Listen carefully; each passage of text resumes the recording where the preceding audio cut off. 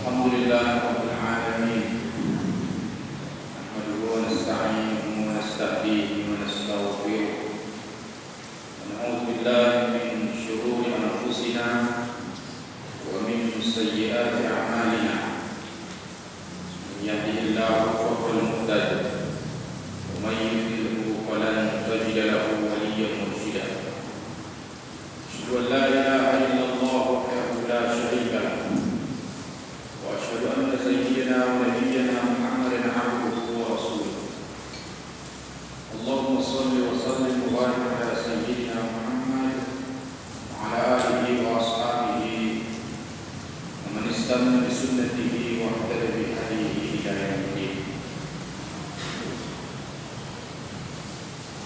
Ikhwatul mu'minun, usikum wa nafsi bittaqwallahi wa ta'atihi. Fa inna Allaha la yaghfiru illa lil muttaqin. Qala Allah ta'ala mudzakiran li dhalik. A'udzu billahi minasy syaithanir rajim. Ya ayyuhalladzina amanu taqullaha haqqa tuqatih wa la tamutunna illa wa antum muslimun. Jamaah Masjid Allah yang saya cintai, bersyukur kehadiran Allah Subhanahu wa taala memberikan kita banyak nikmat karunia sehingga kita bisa hadir di salah satu rumah Allah di muka bumi, yaitu masjid. Salawat salam atas junjungan kita Nabi Muhammad sallallahu alaihi wasallam. Mudah-mudahan kita bisa tetap istiqomah, konsisten sebagai ahli risalah yang meneruskan ajaran ini sampai akhir zaman. Dan mimbar yang mulia ini saya mengajak kita semua untuk senantiasa bertakwa kepada Allah Subhanahu wa taala. Takwa yang merupakan output dari amalan kita selama bulan suci Ramadan yang beberapa hari lalu baru kita lewatkan. Sebagian Islam selalu mengatakan pasca Ramadan itu adalah kembali kepada kesucian. Tapi kalau kita lihat kenyataan di lapangan, sebenarnya kembali kepada kenistaan, kembali kotor, kembali ternoda dosa-dosa yang sebelumnya barangkali sudah dibersihkan dengan berbagai macam amaliyah dan taubat istighfar kita kepada Allah selama bulan suci Ramadan. Namun sebagian kaum muslimin justru menodainya pasca Ramadan. Bisa kita lihat bagaimana akhlak kaum muslimin khususnya di Kabupaten Padang pasca Ramadan. Bisa dikatakan itu merupakan sampel umat Islam, khususnya kalangan muda, remaja, muda-mudi kita. Barangkali kita mengetahui informasi apa yang terjadi di malam Lebaran. Takbir keliling ditiadakan karena alasan COVID-19. Namun ada pawai-pawai liar yang sebenarnya mencederai hati kita. Apalah gunanya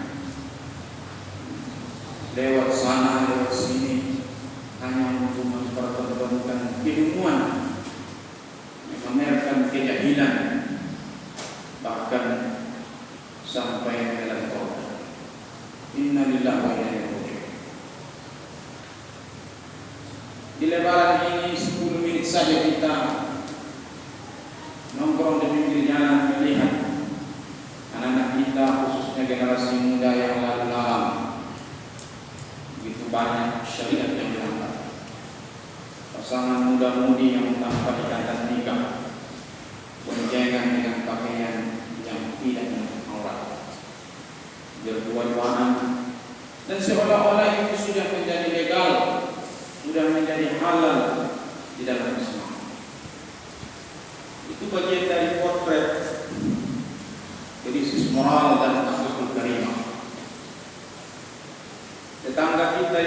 selatan, antara desa Urama dengan Pintu Padang bentrok karena pistol main. Antara desa Urama dengan Pintu Langit bentrok, bahkan menelan korban karena bisingnya suara-suara knalpot yang lama.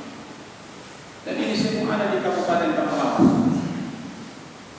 Aparat bergerak, tapi nampaknya memang moral akhlak generasi muda kita sungguh sangat memprihatinkan. Kalau kita melihat wajah generasi muda kita hari ini, kita akan bertanya, apa manfaat pendidikan berkarakter itu? Apa manfaat kurikulum yang setiap rezim berubah kalau ternyata outputnya adalah apa yang kita lihat di hari ini?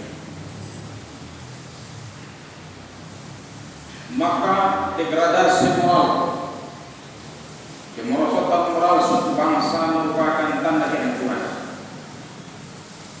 Para ahli sejarah menyebutkan kenapa Romawi dulu runtuh, hancur, bukan karena rusaknya moral. Kalau suatu bangsa dan negara rusak secara fisik, maka dalam waktu dekat dia pasti bisa bangkit. Itu yang terjadi di Jepang. Di Perang Dunia II, ketika Hiroshima dan Nagasaki digempur oleh tentara sekutu, mereka bisa bangkit. Karena yang rusak adalah fisiknya, bukan moralnya. Imam Mawardi dalam kitab Adabud Dunya wad Din mengatakan, jika ingin menghancurkan suatu bangsa dan negara, maka hancurkanlah akhlak generasi muda.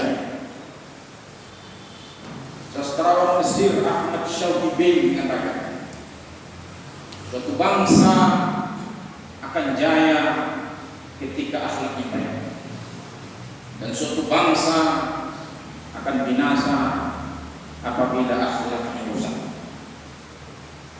Jamaah sekalian, itu hebat tantangan kita dalam membangun akhlak dan moral, khususnya di Kabupaten Tanah Lawas kita ini. Maka Al-Alim yang mulia ini kami mengajak kita semua, mari kita sama-sama membangun akhlakul karimah di Kabupaten Tanah Lawas. Belum lagi kita buka lembaran-lembaran kasus kriminal di Kabupaten Tanah Lawas ini. Walaupun secara tatanan pemerintahan kita sudah punya Polres, tapi kenyataan di lapangan belum bisa secara maksimal meminimalisir kriminalisasi di Kabupaten Tanah Lawas. Kita masih sering mendengar kehilangan kereta, kehilangan mesin air, kehilangan jualan 1-2 dos rokok di warung-warung, sehingga sebagian desa dan lingkungan terpaksa melakukan jaga malam demi keamanan bersama. Maka saya sering mengatakan, tindakan-tindakan kriminal yang ada di tengah masyarakat dilakukan orang yang tidak profesional.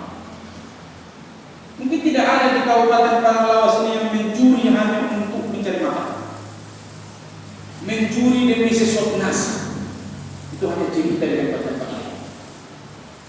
Pencuri profesional tidak akan setiap saat melakukan aksinya, dan sasarannya pasti target-target besar.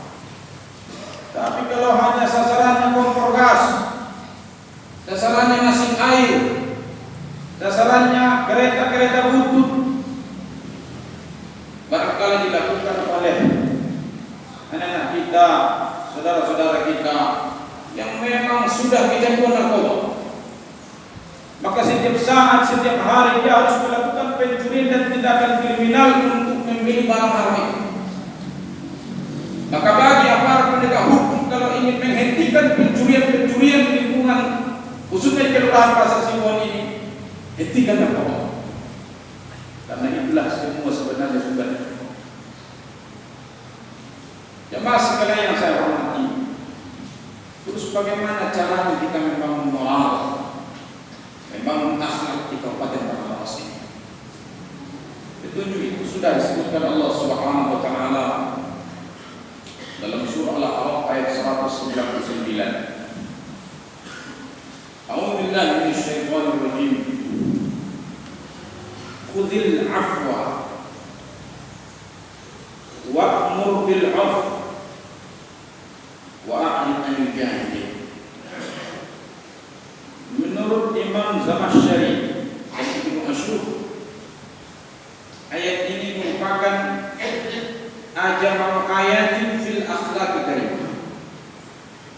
Ayat yang paling lengkap, yang paling komprehensif membahas atau menjadi landasan membangun akhlakul karimah. Karena apabila kita ingin membangun moral, akhlak suatu komunitas, suatu bangsa, maka tidak terlepas dari 3 hal. Yang pertama adalah khudhil 'afw, maafkanlah. Berilah maaf saudara-saudaramu yang barangkali selama ini menzalimi, selama ini punya kesalahan kepadamu. Maka momen kita hari ini, momen awal Syawal, mari kita mengubah hati kita. Siapapun yang selama ini bersalah, mari kita lapang dada untuk memaafkan mereka. Karena tidak ada yang bertambah bagi orang yang memaafkan kecuali kemuliaan. Jangan kemudian kita membalas kejahilan dengan kejahilan, kezaliman dengan kezaliman. Tapi khudhil 'afwa, berilah maaf kepada orang lain. Wa'mur bil 'urf, suruhlah berbuat ma'ruf, suruh berbuat baik. Mari kita sebarkan kebaikan, mari kita sebarkan kebajikan di antara kita. Apalagi saudara-saudara kita yang punya pengaruh, yang kata-katanya didengarkan, para tokoh masyarakat, tokoh adat, para ulama, pemerintah daerah, apalagi aparat penegak hukum. Karena kadang-kadang menyedihkan kalau kita tanya kepada pemerintah desa lagi, kepala lingkungan, kelurahan, berapa kali kita pernah musyawarah membahas kemerosotan moral di lingkungan kita masing-masing? Jangan-jangan tidak pernah. Lingkungan kita pernah nggak kita undang semua elemen kemudian membahas apa yang terjadi di lingkungan kita? Adakah di sini lubu-lubu maksiat yang perlu kita cegah? Bagaimana mengatasi tindakan kriminal yang ada di lingkungan kita? Dan bagaimana memajukan lingkungan ataupun desa kita ke depan? Karena kita membicarakan ini. Desa-desa pun demikian. Pernah nggak kita rembuk di desa spesial untuk membahas moral, mewujudkan akhlakul karimah, bahkan mewujudkan program berzina narkoba? Pernah nggak kita bicarakan ini? Maka ini semua dari kita dan para pemegang kebijakan di daerah ini akan diminta pertanggungjawaban oleh Allah Subhanahu wa taala. Kenapa kita tidak berbuat? Padahal kita punya kapasitas. Kenapa kita tidak menegakkan hukum? Kenapa kita biarkan masyarakat sendiri yang bergerak, yang kemudian kita akan mengkriminalisasi mereka? Maka wa'mur bil 'urf, mari kita sebarkan kebaikan. Mari kita sama-sama mencegah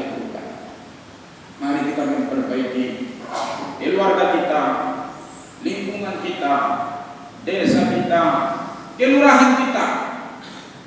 Jangan hanya sibuk musyawarah tentang hal-hal yang menguntungkan dan mengisi kantong kita. Kemudian yang ketiga, wa'arid anil jahilin, menjauhlah, berpalinglah dari orang-orang jahil. Kalau kita sudah saling memaafkan, kita pun sudah menebar kebaikan, pasti 2-3 orang ada yang berbuat kejahilan. Ada orang-orang yang jahil, yang sibuk melakukan tindakan-tindakan buruk, tindakan tercela yang tak bisa dinasihati. Berpalinglah dari mereka. Berpalinglah dari tempat-tempat yang merupakan lokalisasi maksiat. Berpalinglah dari warga-warga kita yang menjadi bandar pengedar narkoba. Berpalinglah dari saudara-saudara kita yang sibuk menyulut permusuhan di antara ormas, bahkan kadang-kadang lebih membenci saudaranya yang muslim yang berbeda organisasi daripada orang kafir itu sendiri. Berpalinglah dari mereka, karena pada prinsipnya innamal muslimuna ikhwah, innamal mu'minuna ikhwah. Orang muslim, orang beriman itu pada prinsipnya bersaudara. 1-2 hal di dalam furu'iyah yang membuat kita berbeda, janganlah kemudian membinasakan dasar persaudaraan kita yang dibangun oleh Rasulullah SAW. Wa a'rid anil jahilin, menjauh, berpalinglah dari orang bodoh. Jemaah sekalian yang saya hormati, maka melalui khutbah yang singkat ini, saya mengajak kita semua, mari kita sama-sama membangun akhlakul karimah di Kabupaten Padang yang kita cintai. Mudah-mudahan berkah Allah SWT akan turun sehingga kita terhindar dari bala bencana. Keluarga dan usaha kita diberkati Allah SWT, umur kita diberkati Allah SWT. Mudah-mudahan apabila ini kita dapatkan, maka insya Allah kehidupan dunia ini betul-betul akan bisa kita gunakan sebagai mazra'atul akhirah, sebagai tempat kita bercocok tanam yang hasilnya akan kita kutip nanti di akhirat. Barakallahu li wa lakum